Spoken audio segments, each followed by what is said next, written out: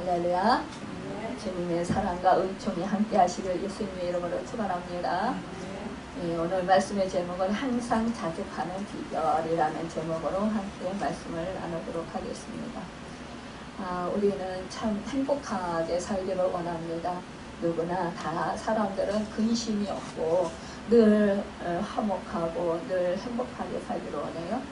염려 근심 없고 정말 불안하지 않고 또 우리가 살아가면서 참 기쁨으로 하나님께 감사하며 그렇게 살아가길 원합니다. 하지만 그렇게 살지 못할 때가 참으로 많이 있어서 너무나 안타깝습니다. 행복은 현재 받은 것을 은혜로 감사하는 것인데요. 이 세상에서 아무것도 가지고 온 것이 없습니다. 우리 욥이 고백했던 것처럼 우리는 적신으로 이 땅의 가운데 모태에서 나왔고 또한 우리는 적신으로 돌아갑니다. 그러니까 알몸으로 왔다 알몸으로 돌아간다 라는 것입니다. 그렇기 때문에 우리는 뭐예요? 다 잃어도 본전이고 또 그동안 누리고 산 것은 그저 하나님의 은혜이고 하나님이 공급해 주시고 하나님께서 은혜를 베풀어 주셔서 우리에게 모든 것을 살도록 그렇게 누리고 살도록 은혜를 베풀어 주신 거기 때문에 우리는 모든 것이 다 감사한 것입니다.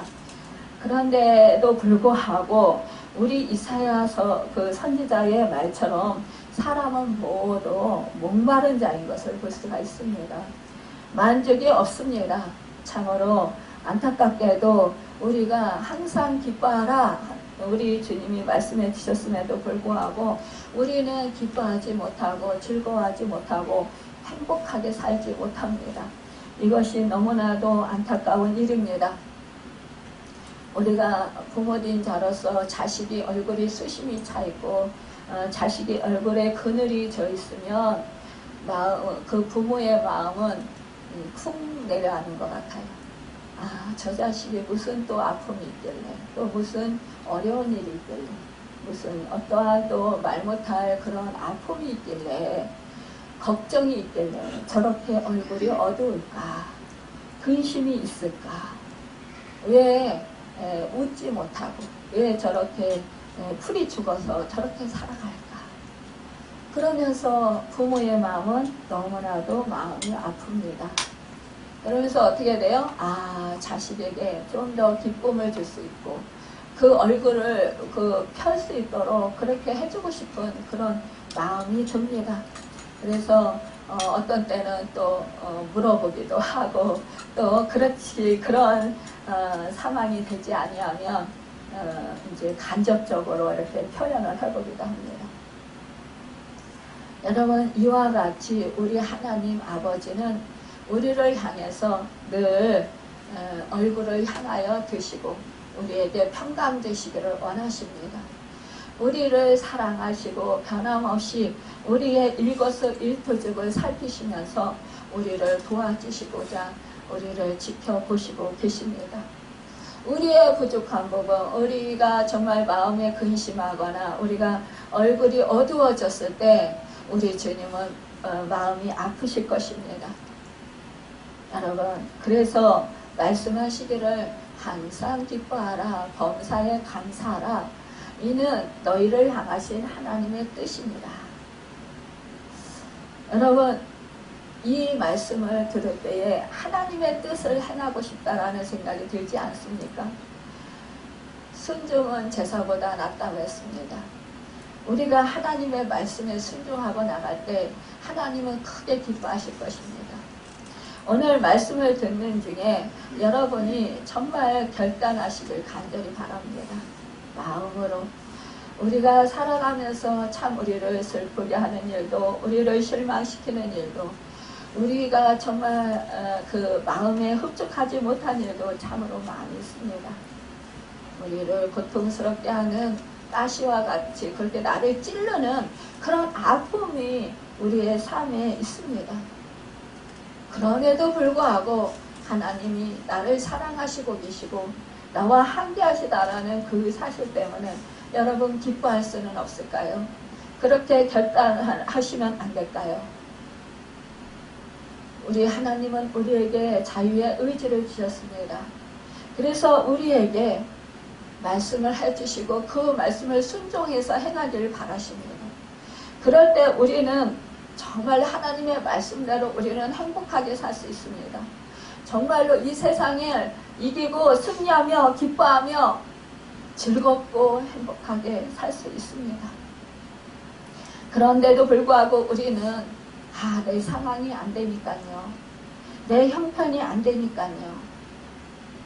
나를 자꾸 슬프게 하고 나를 아프게 하니까요.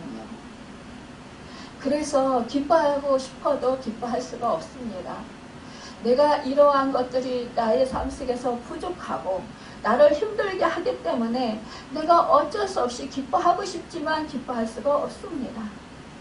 즐거워할 수도 없고 자족할 수도 없습니다. 만족하며 살 수도 없습니다. 이렇게 우리가 말할 때가 참으로 많이 있다라는 거예요. 여러분, 그런데 참으로 우리는 어떻게 해야 만족을 얻을까요?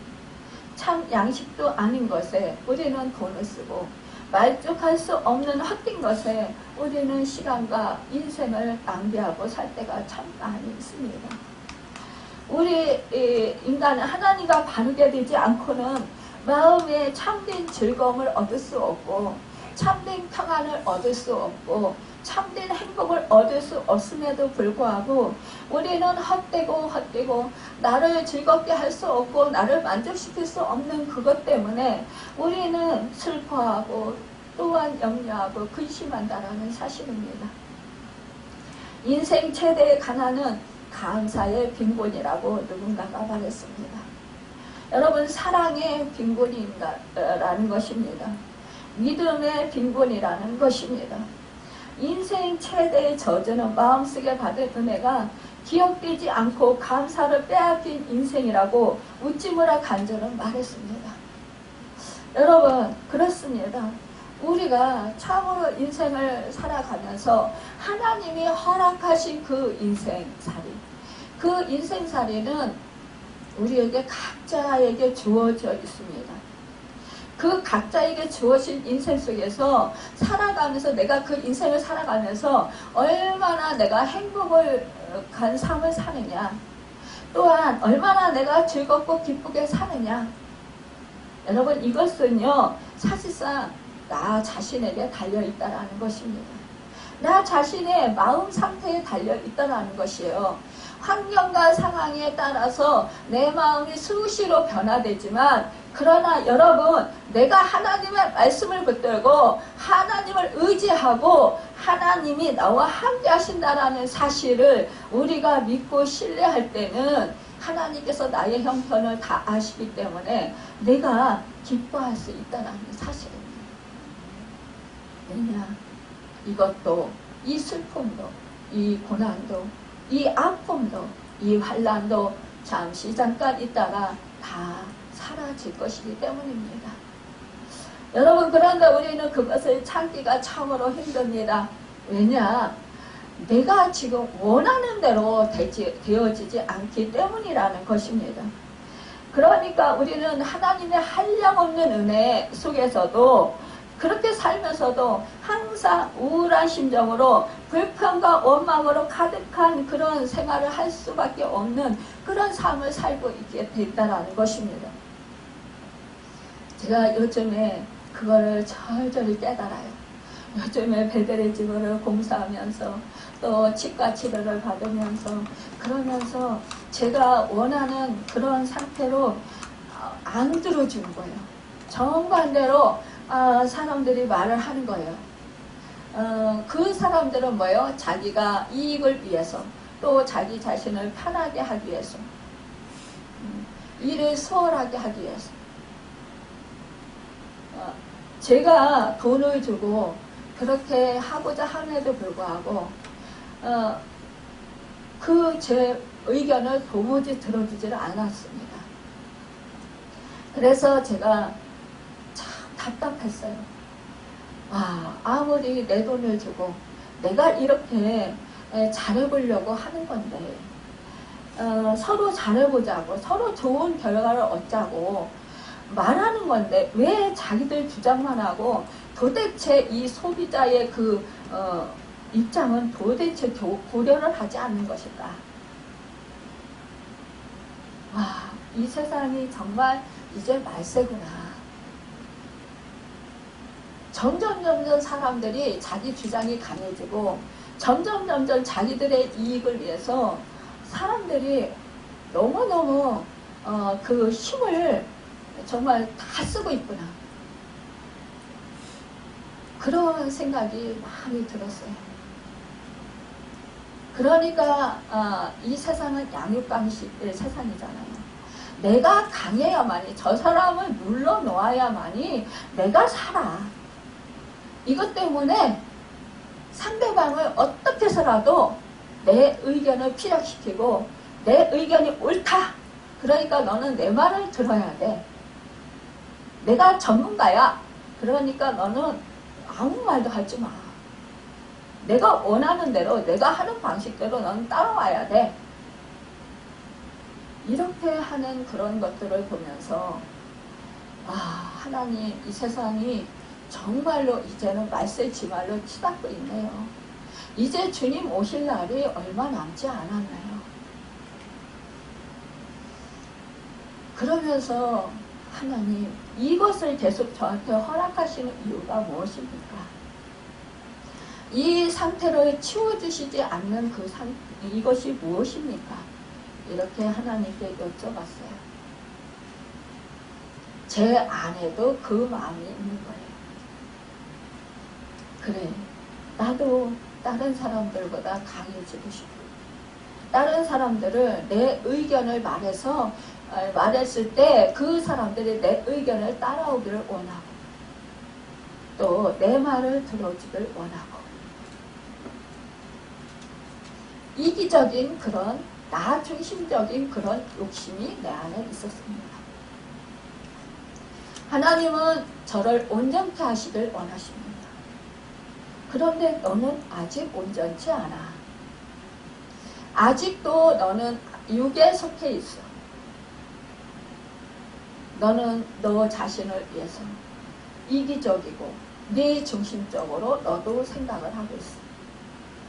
너의 유익을 위해서 네가 더 편해야 되고, 네가 보기에 좋아야 되고, 네가 보기에 아름다워 있어야 되고, 네가 사용하기에 불편함이 없어야 되고, 부족한 것이 있으면 너는 짜증이 나고, 불편하면 너는 속상하고,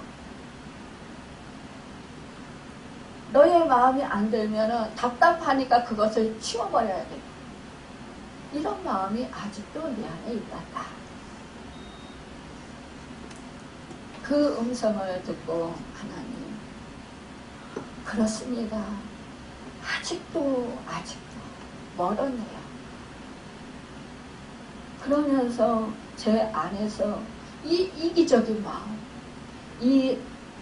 저 중심적인 이 마음을 빼주세요. 사라지게 해주세요. 그리고는 어저께 제가 기도드리면서 하나님께 통곡을 하고 울었습니다. 아직도 저의 본성은 계속해서 이기적이고 제중심적이고 상대방을 생각한다고 하면서도 바로 제중심적으로 생각하고 손해보기 싫고 정말로 내 마음에 딱 들지 아니하면 속상하고, 또한 상대방이 나를 마음 아프게 하면 자존심 상하고, 여기까지도 아직도 그렇군요. 이 마음을 어찌하여야 좋을까요? 내가 저 사람을 이겨놔야 속이 시원하고, 내가 저 사람을 내 마음대로 그렇게 우지자지해야 내가 정말 좀 능력 있는 사람 같고, 이러한 마음이 제 안에 있다라는 것을 알게 하시고, 너는 목회자잖니, 너는 내 사람이야, 너는 내가 사랑하는 딸이야, 내가 너에게 큰 사랑을 부어주었고 저 사람들은 내 사랑을 알지 못해. 저 사람들은 세상을 살아가는 방식 그대로 살아가는 것이 옳다고 생각하는 거예요. 너는 내 사랑을 받았고 내 은혜를 받았고 너는 말씀을 알지 않니? 그렇다면 너는 그 말씀대로 살아야 되지 않겠니?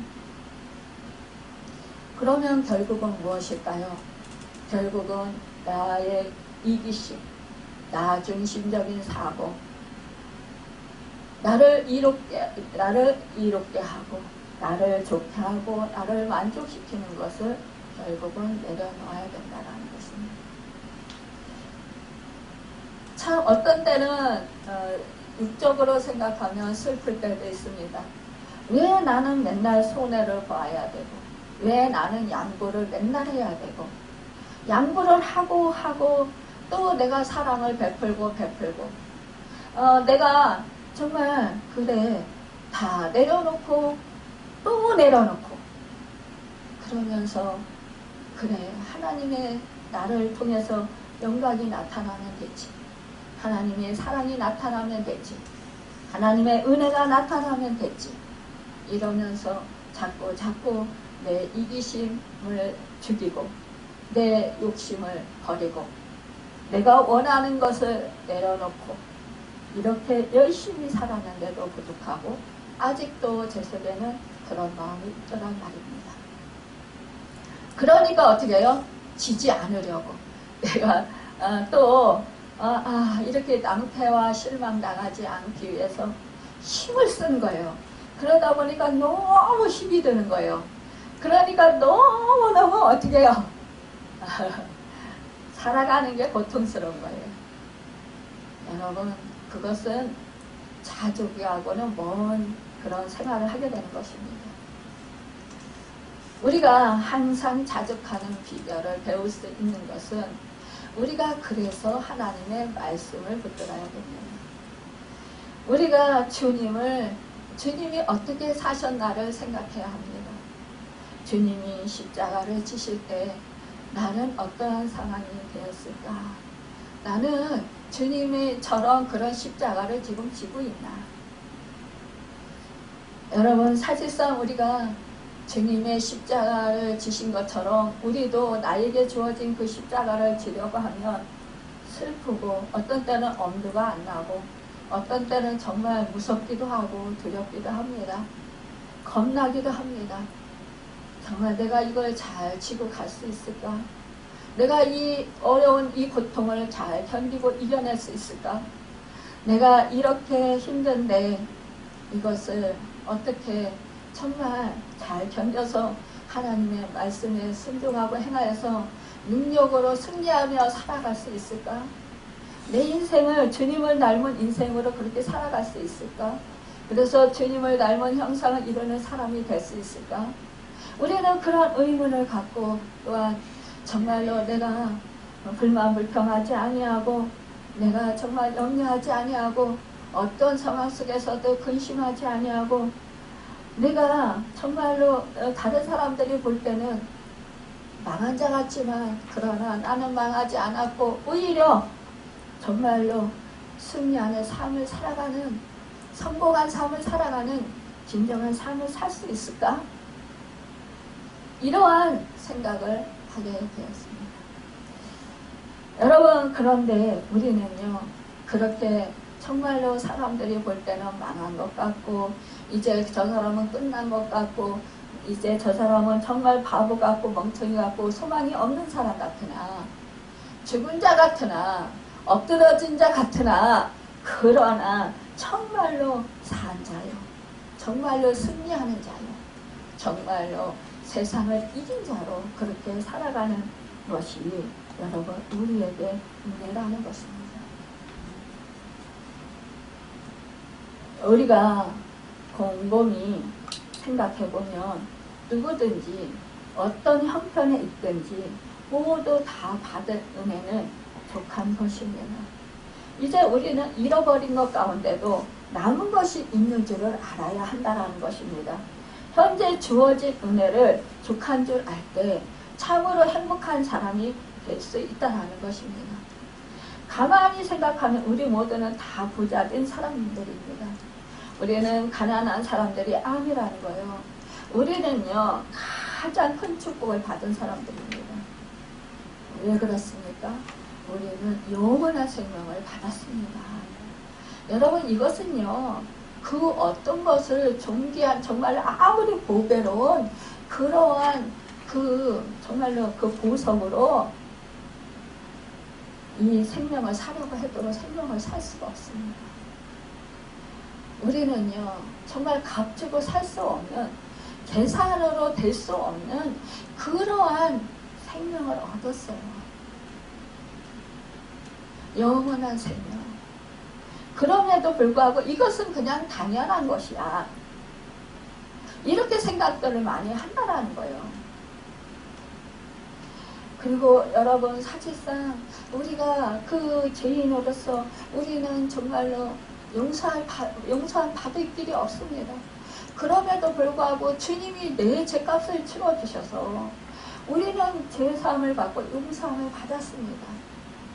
그 은혜가 얼마나 큽니까? 우리가 영원히요 자유로워졌다는 거예요. 죄에서 풀려서. 죄에 묶여서 사망 권세가 왕노릇하면서 우리를 종으로 끌고 다니면서 이리저리 행패 부리면서 우리를 괴롭혔었는데, 이제는 뭐예요? 그 사망 권세가 깨뜨려지고 떠나가고 우리는 이제는 그 물깃던 그 흉악의 결박이 풀어지고 이제는 정말로 새로운 생명을 얻었고 하나님의 생명을 얻었고 하나님의 자녀가 되었고 하나님의 사랑을 받았습니다. 그럼에도 불구하고 우리는 여전히 이 세상 속에서 육을 입고 살고 있기 때문에 우리 필요가, 육을 만족시키는 필요가 필요하다고 우리는 그렇게 원합니다.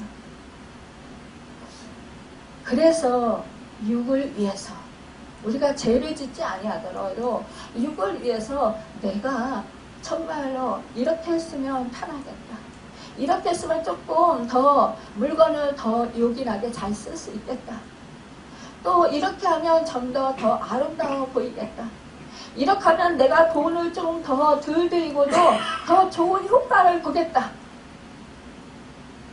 이것을 우리가 원한다라는 거예요. 근데 그 마음대로 안 되는 거예요. 상황이 자꾸 거꾸로 돼가는 거예요. 그럴 때 정말 내 만족이 안 이루어지니까 얼마나 답답하고 힘듭니까? 내가 원하는 것들이 도대체 하나도 안 이루어지니까 얼마나 슬픕니까? 얼마나 내 마음이 고통스럽고 공고합니까? 그러니까 나도 모르게 한숨이 저절로 나옵니다. 탄식이, 원망이 저절로 나오게 된다는 거예요. 그런데 이때의 상황 가운데 이 모든 것을 합력해서 선을 이루시는 하나님의 엄청난 은혜를 깨달으시면 우리는 그 속에서 다시 생명을 얻을 수 있고 거기에서 벗어나올 수가 있습니다. 그리고는 이제는 드디어 자족하고 감사하게 된다는 것입니다. 우리가 내 마음을 슬프게 하면 참 괴롭습니다. 제가 가끔가다 그 말씀을 생각해요. 예전에 있었던 일들을 생각합니다. 참 우리 주님께서는 저에게 늘 그러셔요. 남을 너보다 낫게 여겨라. 그러니까 그 말씀이 항상 꼬리를 따라다녀요. 남을 너보다 낫게 여겨라. 모든 상황 가운데 그 사람이 잘못을 해도 남을 나보다 낫게 여겨라. 너보다 낫게 여겨라. 나를 아프게 하고 나를 슬프게 해도 남을 너보다 낫게 여겨라. 그 사람이 거짓말을 해도 남을 너보다 낫게 여겨라. 저를 속이고 저의 모든 것을 빼앗고 저를 괴롭혀도 남을 너보다 낫게 여겨라. 그러다 보니까 바보가 되는 것 같아요. 그런데 사람들은요 참 이상하죠. 져주고 바보같이 행하면 모르는 척하고 그냥 넘어가면 완전히 바보인 줄 알아요. 멍청인 줄 알아요. 또 제가 몸도 약하잖아요. 그렇죠? 그러니까 어수룩하지. 힘도 없어 보이지. 완전히 만만하죠. 이 세상은 뭐예요? 만만한 사람들은 완전히 좌지우지 하려고 해요. 완전히 휘두르고 완전히 그 머리 꼭대기에 서려고 해요. 그러니까 항상 저를 지배하려고 해요. 사람들. 제 꼭대기에서 지배하려고 해요. 근데 지배 당해줍니다. 참습니다. 인내를 합니다. 근데 지배 당해주면 하나님께서 갚아주시는 은혜를 베풀어 주십니다. 근데 제가 살아서 이번만큼은 안 돼! 그러고 딱 화를 내거나 딱 말을 확 해버리거나 옳은 말을 해버리거나 이러면 집니다. 참 그럴 때마다 마음이 더 아파요. 하나님, 제가 또 졌습니다. 육신이 살아서 또 졌습니다. 하나님 용서해 주세요.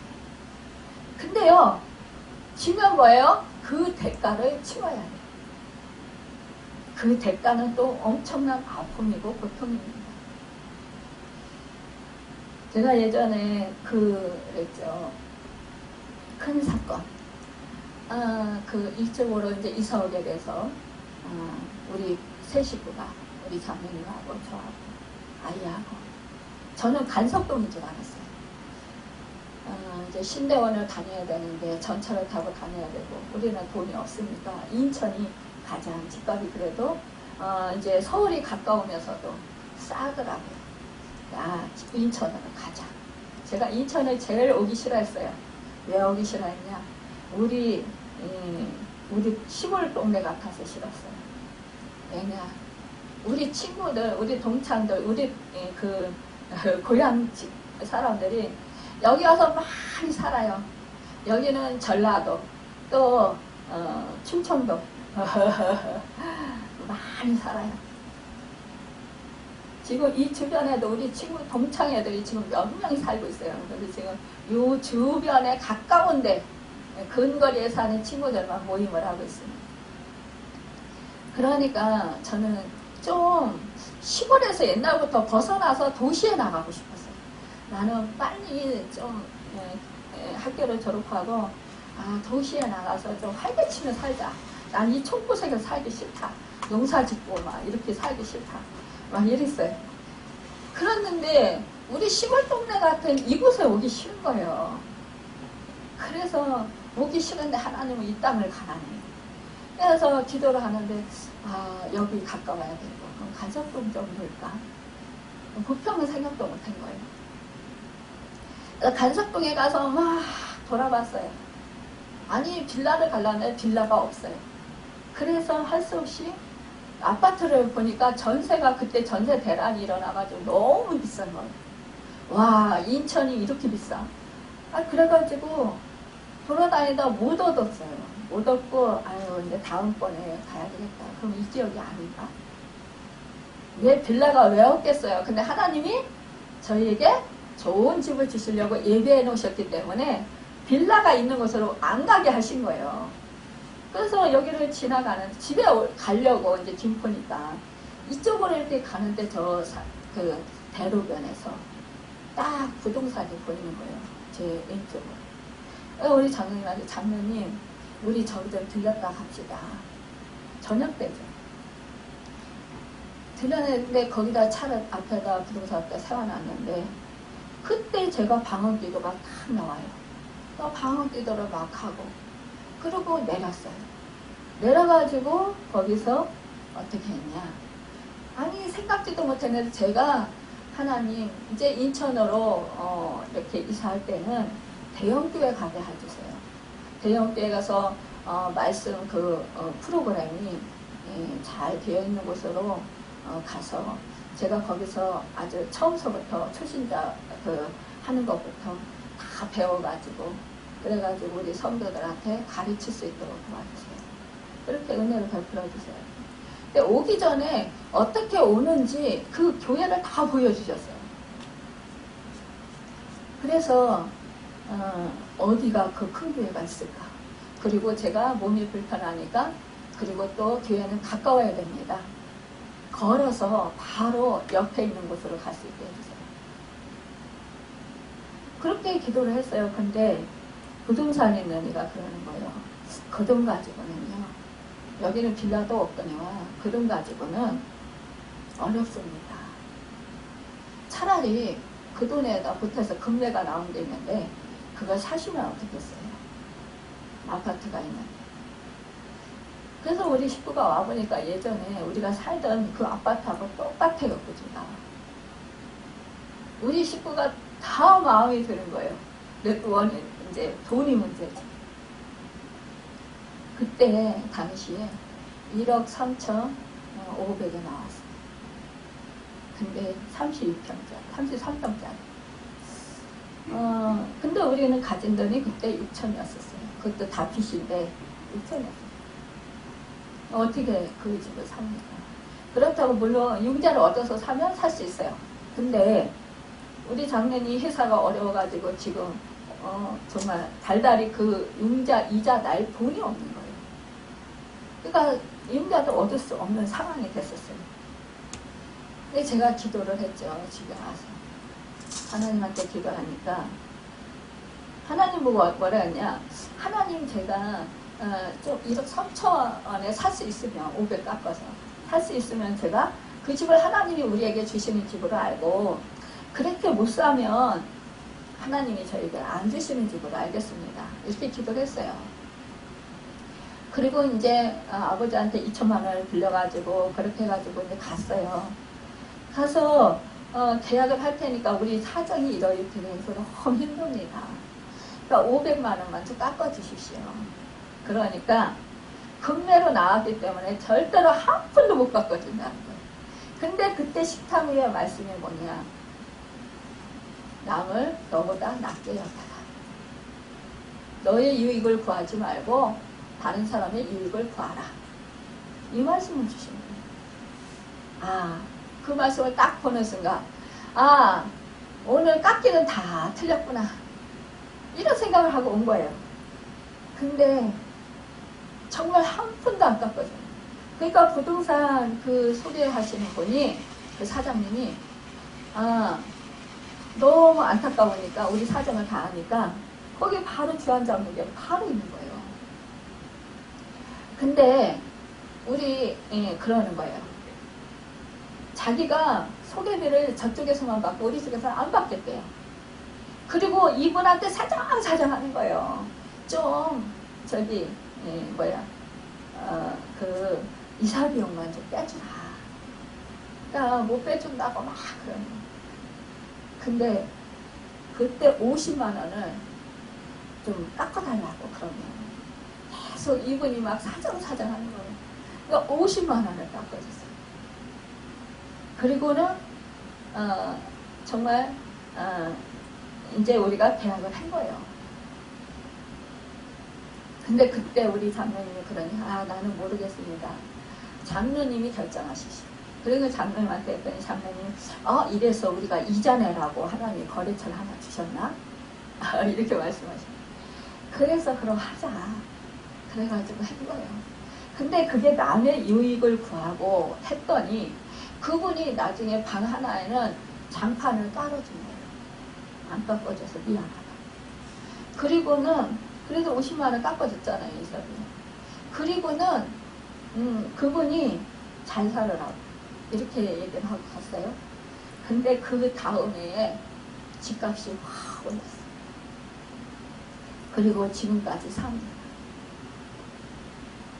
얼마나 저에게 딱 맞는 집이에요. 나홀로 아파트지만 지하 주차장이 있어서 비 와도 눈 와도 그냥 지하에서 엘리베이터 타고 올라오면 되니까 저는 몸이 불편하니까 사실은 밖에 이렇게 비 오고 눈 오면 넘어지기가 쉽거든요.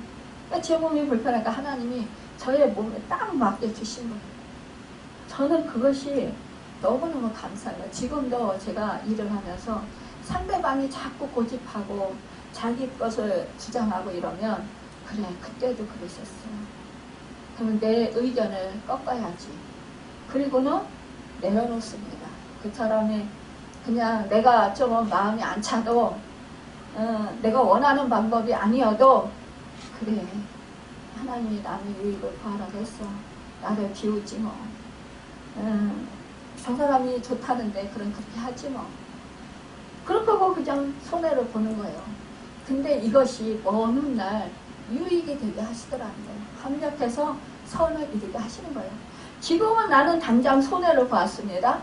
그런데 나중에 시간이 오래 지난 다음에 보면 이것이 나에게 얼마나 유익하게 했는지 그것을 하나님이 삶 속에서 정말로 나타내 주시더라는 것입니다.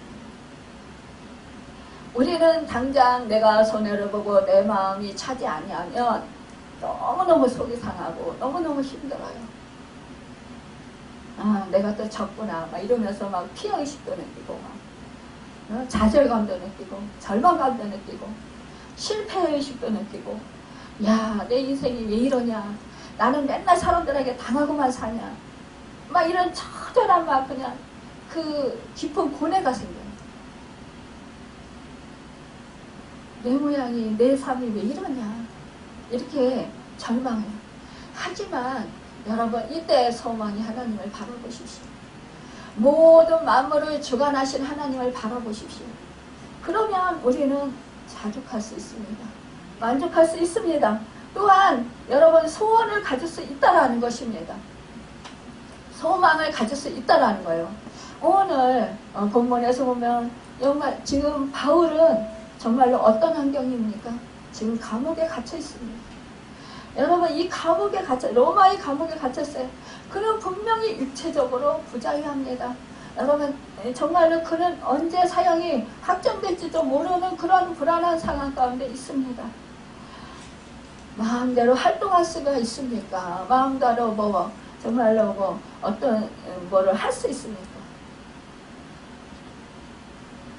여러분, 우리는 감옥에 갇히지 않았잖아요. 내 지금 상황이 감옥에 갇힌 것 같습니까? 옴짝달싹 못하는 것 같습니까? 상황이? 그럴 때 있어요. 내 상황이 그럴 때가 있어요. 정말로 하늘만 뚫려 있을 때가 있어요. 그럴 때는 뭡니까? 하나님만 바라보라는 거예요. 하나님의 말씀만 의지하라는 거예요. 하나님의 말씀만 붙들고 살라는 것입니다. 이러한 상황 속에서 이 사도 바울은 뭐라고 합니까? 만족한다라는 거예요. 자족한다라는 거예요. 그러면서 그는 주님 안에서 크게 기뻐한다라는 거예요. 정말로 이제는 그가 뭐예요? 나를 생각하던 것이 이제 다시 싹이 났다. 여러분, 그러면서 정말 너희가 또한 이를 위해서 생각은 하였으나 기회가 없었다. 그러면서 뭐예요? 그가 정말 고백하기를 그냥 기쁨이 흘러넘친다는 거. 그 빌립보 그 성도들을 생각할 때 환경을 초월해서 항상 기뻐하는 사람 봐. 우리가 모두 부러워할 수밖에 없는 사람인 것을 볼 수 있습니다. 여러분, 그는 내가 궁핍함으로 말하는 것이 아니니라 어떠한 형편에든지 나는 자족하기를 배운 거니. 그가 지금 감옥에서 기뻐하고 감옥에서 지금 감사하고 감옥에서 찬양합니다. 여러분, 지금 저와 여러분이 만약에 감옥 같은 그런 상황이 되어 있어요. 옴짝달싹가 묻는 정말 그런 상황이 되어 있어요. 그런 상황에서 여러분 받은 것, 지금 내가 누리고 있는 거를 헤아려 보십시오. 예전에 제가 너무너무 힘들 때 정말 그런 상황이 되어 있었어요. 그럴 때 제가 막 울면서 통곡하면서 기도하니까 하나님이 야, 너 받은 복을 세어봐. 얼마나 많은지 아니. 그때부터 받은 복을 막 세어봤어요. 그랬더니 얼마나 많은지 몰라요. 근데 하나님이 그 받은 복을 세어보고 나서 얼마 지나지 않아서 우리를 인천으로 이사 오게 하셨고 그렇게 집을 주셨고 우리를 은혜를 베풀어 주셔서 축복해 주셨다는 거예요. 여러분, 감사할 때요, 그 사탄이 떠나가요. 우리를 묶고 있는 결박이 풀어져요. 여러분 감사할 때 내 심정이요 자유로워져요. 행복해져요. 기뻐져요. 즐거워져요. 여러분 내 마음을 바꾸는 것이 참으로 중요합니다. 우리는요 환경을 자꾸 바꾸려고 해요.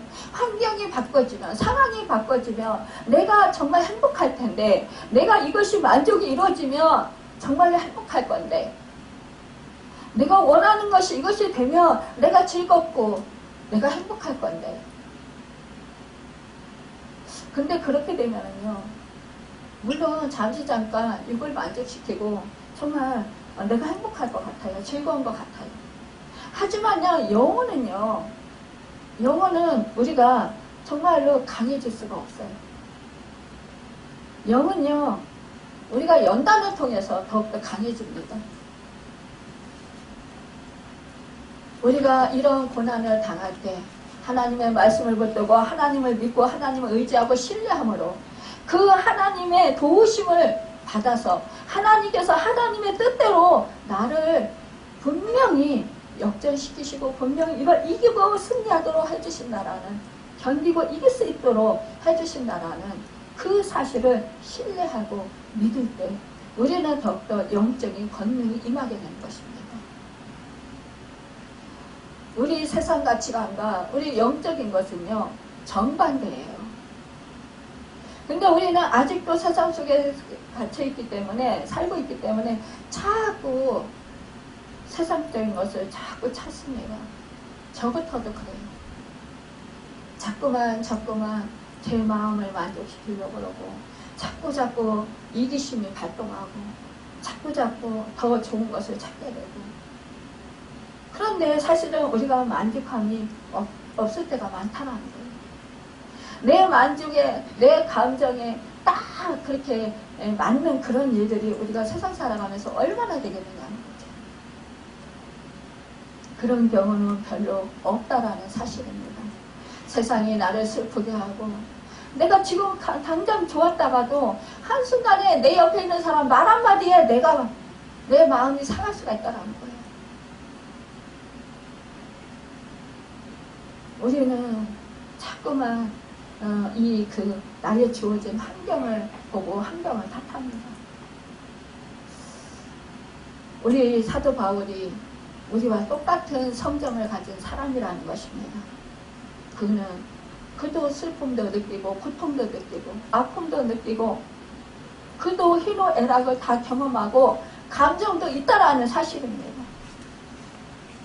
그럼에도 불구하고 주님 안에서 그는 기뻐하고 자족을 배웠다라는 거예요. 일철의 비결을 배웠다라는 거예요. 어떠한 환경 속에서도 기쁨과 만족을 유지하는 그 비결을 배웠다라는 거예요. 그 비결은 뭐냐? 오직 예수 그리스도의 능력으로 터득되었다라는 사실입니다. 여러분 정말로 그러잖아요. 우리가 밥을 많이 굶어보면 그래 이제 바쁘면 겁나지 않아. 저도 이제 아침 금식을 계속 오래 하다 보니까 이제 별로 겁나지도 않아요. 이제 금식. 왜냐 사실상 어떤 날은 너무 힘든 날이 있어요. 금식 같은 날 같이 금식을 해도 그런데 그때 어떤 날은 이제 금식 좀 이제 그만했으면 좋겠다 이런 날이 있어요. 근데 그 하나님께 기도하면 그래도 해라 이렇게 하시는 거예요. 그러면 그냥 알았습니다. 그럼 죽으면 죽죠.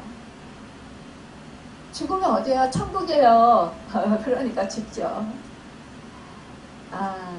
먹고 싶은 거 안 먹고. 어떤 날은요 밤에 저녁 때 내일 아침에 못 먹으니까 좀 맛있는 것 좀 먹자. 그리고 영양 보충 좀 하자. 기운 없으니까. 그리고 저녁에 밤늦게 막 먹는 거예요. 근데 사실상 그렇다고 기운 나는 것도 아니더라고요. 하나님이 붙들어 주셔야 돼요. 하나님이 함께 하셔야지 제가 많이 먹고 한다고 그게 되는 게 아니더라고요.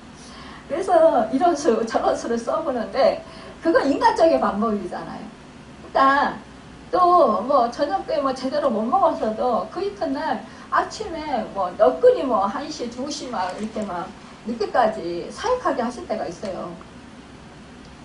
저는 아침 음식 한다고 하면서 12시 딱 넘어가지고 바로 막 밥 먹으러 뛰어가는 그런 사람들 보면, 왜냐, 기도하다가도 막 뛰어가, 아, 이거 빨리 밥 먹어야 돼, 막 이러면서 뛰어가는 사람들 보면, 와, 이거 뭐가 중요한 건지 모르네. 그러면서 속이 답답해요. 야, 참, 오히려요, 12시 전보다 12시 이후에 은혜를 더 많이 주시거든요. 그 음식 4시간이 12시예요.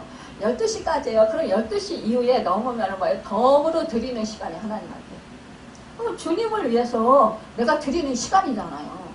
그러니까 하나님이 저에게 딱 정해준 시간이 아니라, 더 지나서 더 드리는 거예요.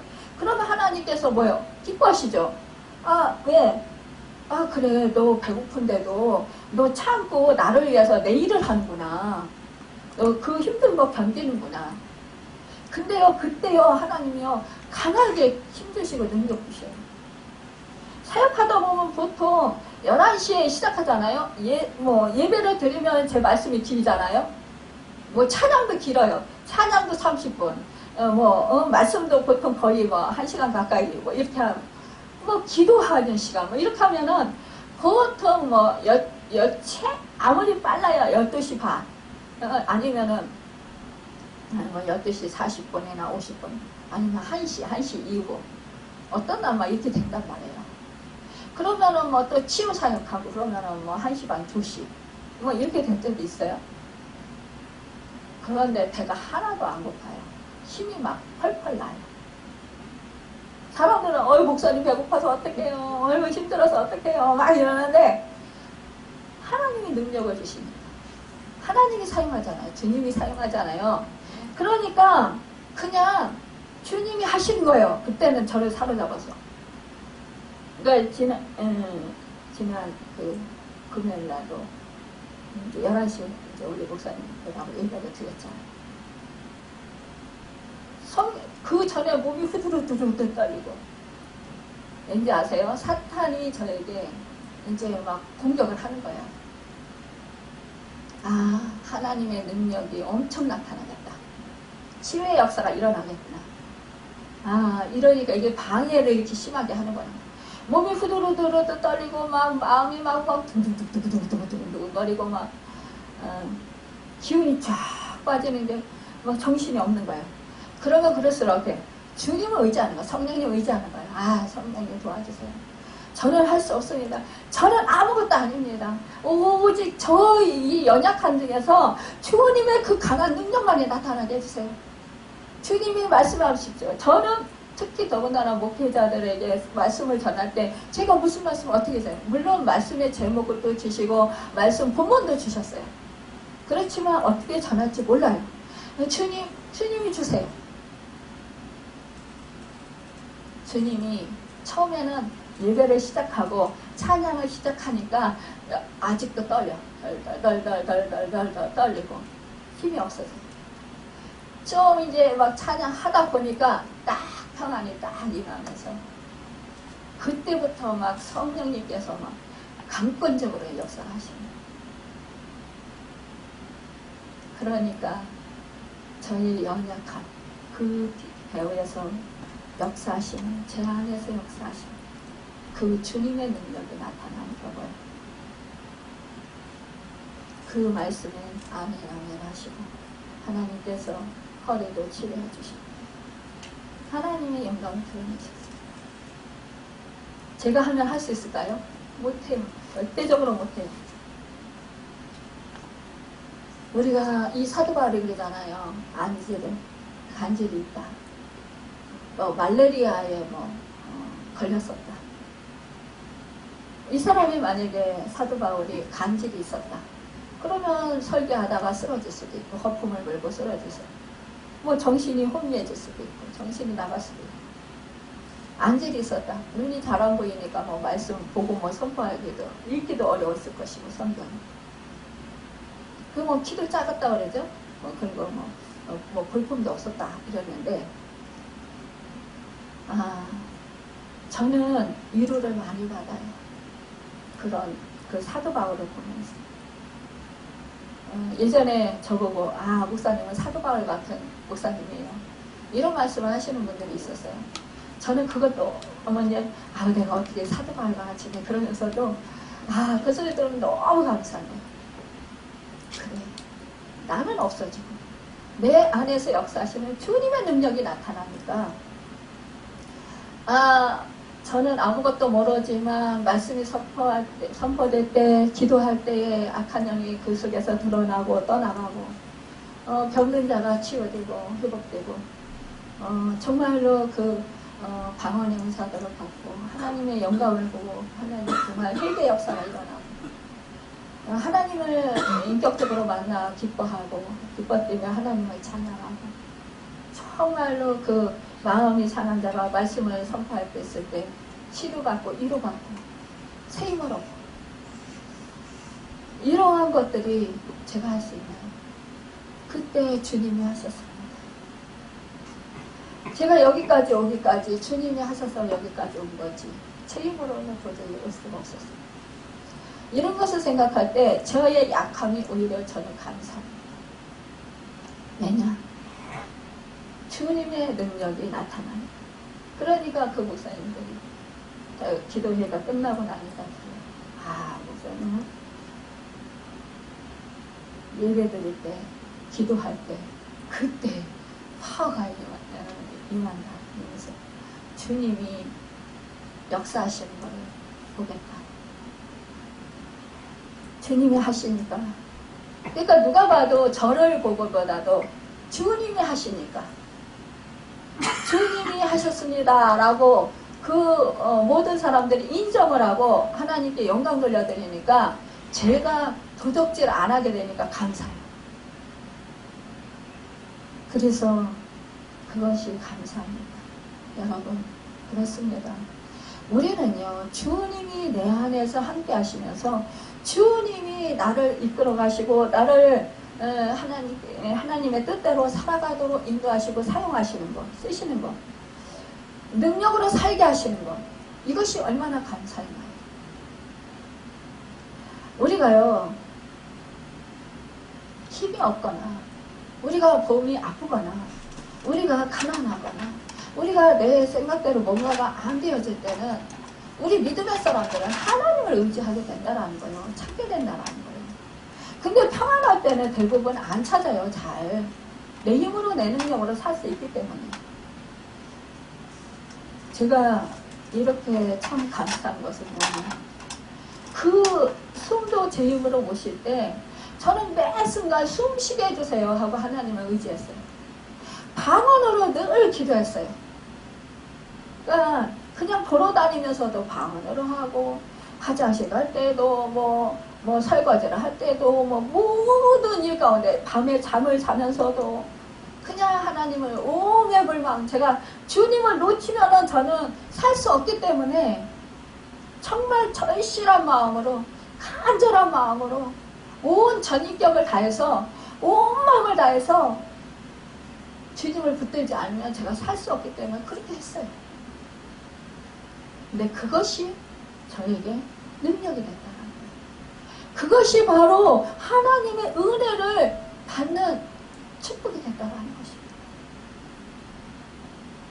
그러니까 이제는 뭐요?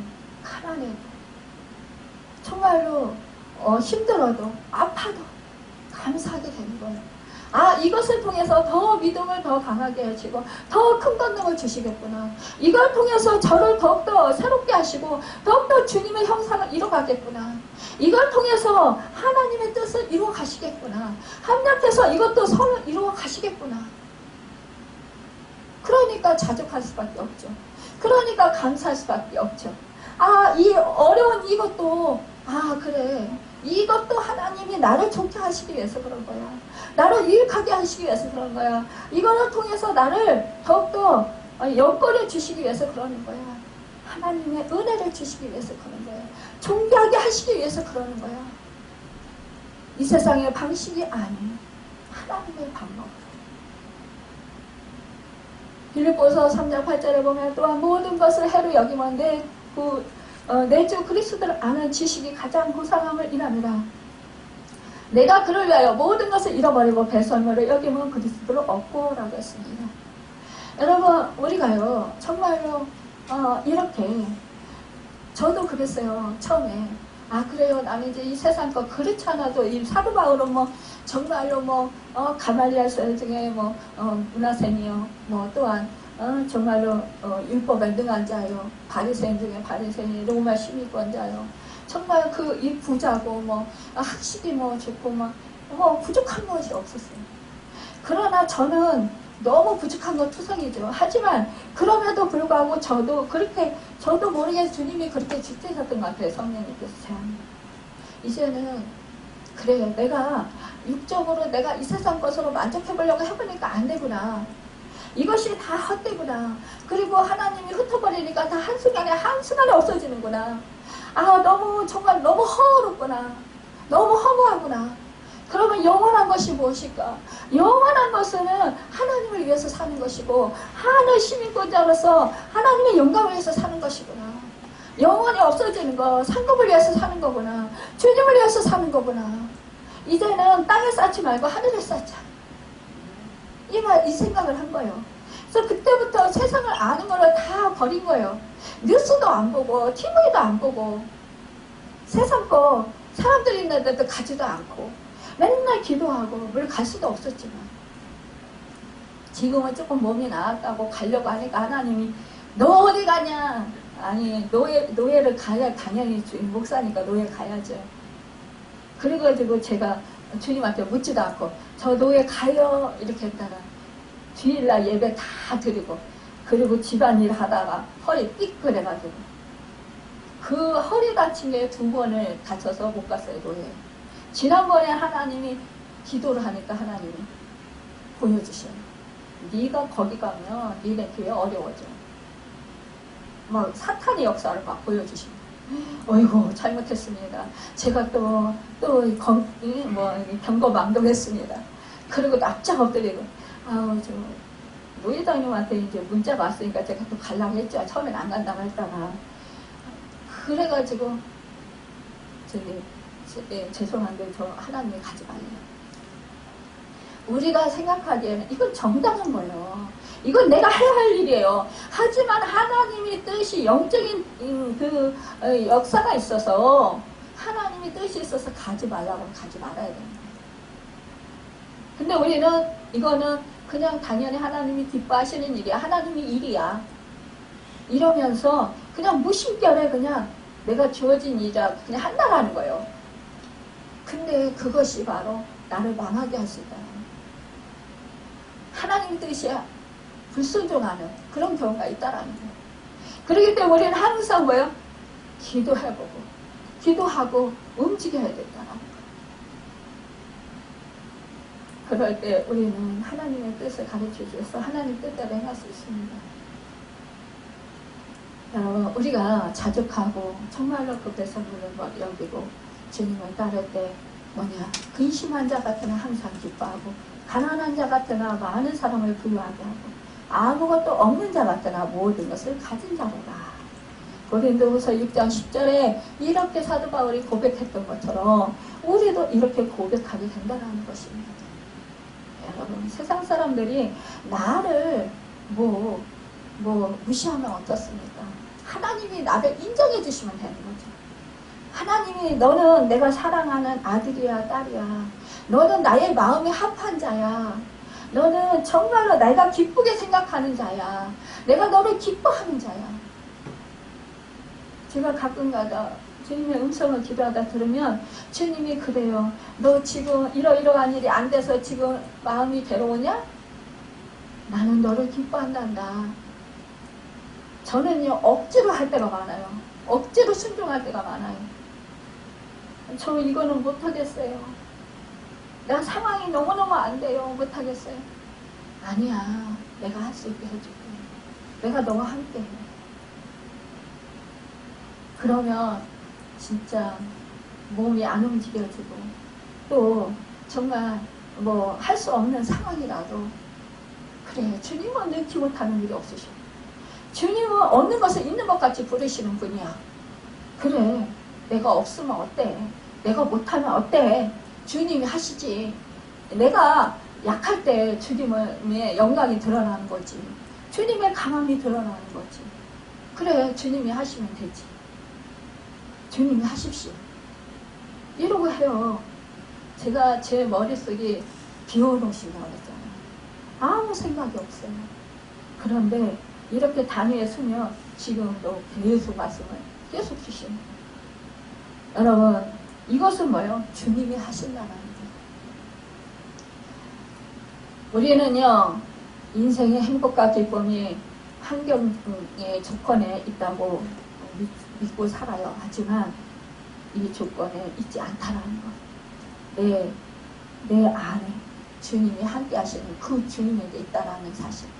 여러분, 그 사실을 잊지 마시길 바랍니다. 그래서 정말로 어떠한 상황 속에서도 여러분과 제가 이제는 정말로 이런 일반 세상이 살아가는 사람들이 살아가는 그 상식으로 살지 말고요. 이제는 정말로 말씀으로 나를 쳐서 복종시키고 정말로 주님을 믿는 믿음으로 사시길 바랍니다.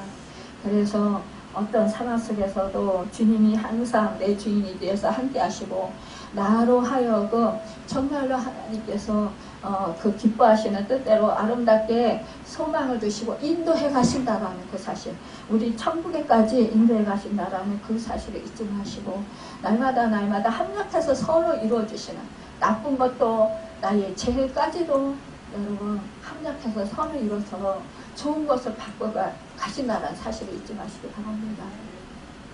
여러분, 우리가 죄를 지었을 때 우리 주님이요 그 죄를 통해서 깨닫게 하시고 회개하게 하시고 내가 이를 죄를 지으면 어떠한 결과를 얻는 것인지 어떠한 고통을 당하는 것인지 이것을 하나님이 깨닫게 하신다는 거예요.